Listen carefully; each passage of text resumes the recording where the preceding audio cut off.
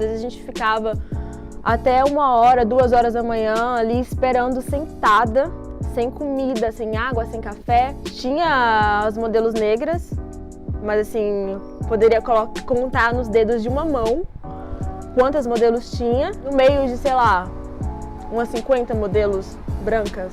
E aí você já vê que, bom, você já não está sendo tão representada. Isso é porque a gente ainda vai estar disputando para entrar no desfile, não é uma certeza. Eu cresci tendo ciência de que o racismo ia me atingir, mas quando ele me atingiu de uma forma que eu realmente consegui entender, foi muito difícil, assim. Eu não conseguia entender por que as pessoas faziam aquilo. Eu, de alguma forma, criei um bloqueio, criei uma capa protetora para, me distanciar daquilo. Então, a capa que eu criei foi a minha timidez. O mesmo tratamento de alguns estilistas com a modelo negra, porque eles preferem algumas modelos negras que tenham traços de mulheres brancas, né? Nariz mais fininho, um cabelo mais liso, chapado, né? O cabelo crespo fora de mão. Eles não aceitam, né? Eles simplesmente não querem, olham o seu composite e te tratam como se fosse lixo.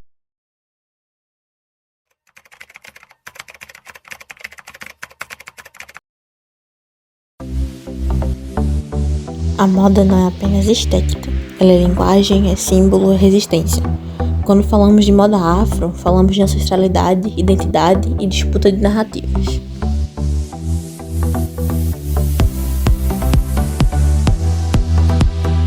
Neste vídeo, vamos olhar para a moda afro-brasileira como uma prática social e política, e mais que isso, como objeto legítimo do olhar historiográfico. Afinal, como podemos ignorar a força de um tecido que carrega séculos de resistência? O historiador Mark Bloch dizia que tudo que o homem diz ou faz é, em potencial, documento histórico. Isso significa que nossas roupas também contam histórias de silenciamentos, de poder e de pertencimento.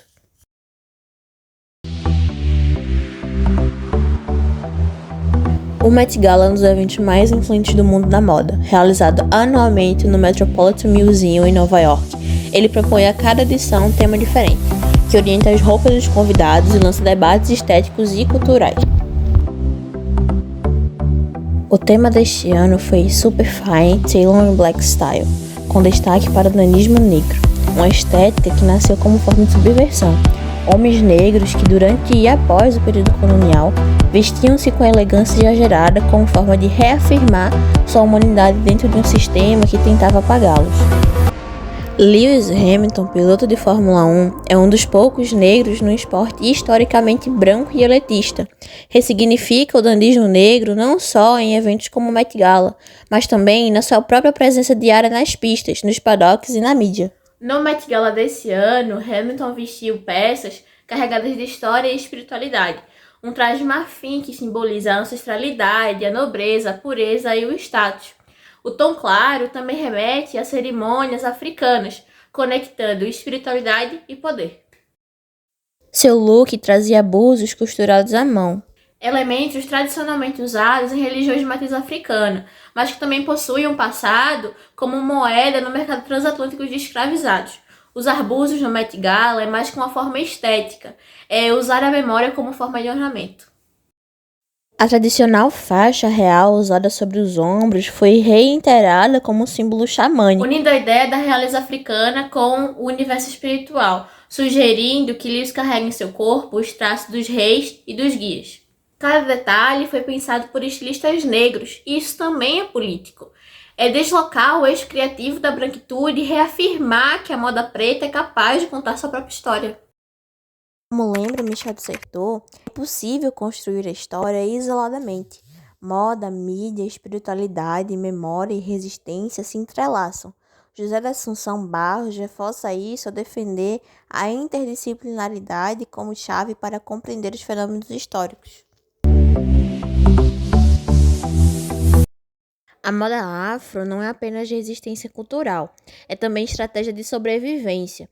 O empreendedorismo negro cresce como forma de romper barreiras sociais e ocupar espaços que historicamente foram negados à população negra. Marcas lideradas por pessoas negras, estilistas independentes, brechós comunitários, ateliês nas periferias mostram que a moda pode ser uma ferramenta de autonomia econômica. A escola dos análises propõe um olhar para a história das estruturas, da economia, do cotidiano, da mentalidade. Esse movimento empreendedor é uma dessas estruturas. E mais, José da Assunção nos lembra que o historiador trabalha dentro de uma rede humana. Observar o presente é reconhecer o sujeito histórico em ação, vendendo, costurando, resistindo. De empreender, parece que pra gente é uma coisa muito longe, porque a gente tem uma questão financeira. A questão financeira é uma coisa séria. Porque muitas vezes a gente precisa pensar, porque você precisa criar, mas como é que você vai criar com fome? Como é que você vai criar pensando que você tem que pagar a água amanhã, se você não pagar a água, você não consegue comer? O que a gente chama de escravas de ganho eram mulheres negras empreendedoras. Há uma aquarela chamada Angu da Cozinheira, que são 2 negras e um assistente diante de 3 enormes caldeirões instaladas, segundo o relato do Jean-Baptiste Debré, numa praça do mercado, uma praça central no Rio de Janeiro, que tinha um grande movimento de trabalhadores da alfândega às 7 da manhã. E, no entanto, o Brasil se acostumou a, em vez de enxergar nesse grupo uma empreendedora ou 2 sócias com um assistente, um funcionário, via 2 escravas vendendo angu. Mark Bloch defendia que a história precisa dar voz aos esquecidos, aos que foram silenciados pelas versões oficiais. No mundo da moda, o corpo negro, e especialmente o corpo feminino, foi por muito tempo um objeto a ser exibido, apropriado ou excluído. Mulheres negras são frequentemente hipersexualizadas nas campanhas, vistas como exóticas, sensuais ou selvagens. Essa objetificação é uma violência que atravessa os séculos. E como nos alerta acertou, as práticas cotidianas, inclusive como se veste ou como ser olhado, carregam discursos. Que eu me pergunto, por que o ouro é tão querido e a prata subvalorizada? Alguns hão de responder que é pela prata ser encontrada com mais facilidade. Reflita. O Brasil tem uma população de negros maior que a de brancos. Temos menos valor por ser maioria? A ironia da maioria virá minoria. A prata é um metal puro. Eu realmente não entendo essa necessidade da procura do ouro. A afro-brasileira não só vive nas passarelas, ela pulsa nas ruas e nas comunidades, onde a criatividade surge da escassez e se torna em afirmação.